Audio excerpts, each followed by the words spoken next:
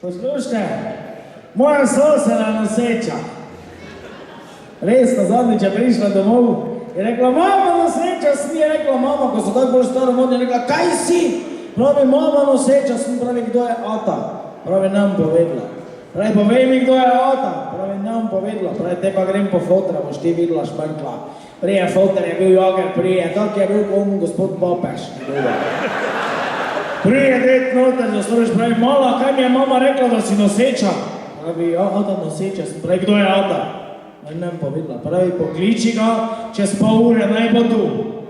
Čez pol ure se na dvorišče pripela s rdečim Ferrarijem, 55 let star gospod, pozvoni, pravi, dober dan, vem, kaj sem naredil, da vaša hčerka pričakuje mojega otroka, ampak jaz vaše hčerke žal ne morem poročiti, ker sem že poročen.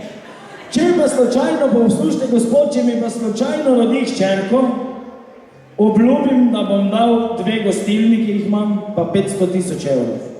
Če bo pa rodila sina, bom dal pa 2 tovarni, pa 1 milijon evrov.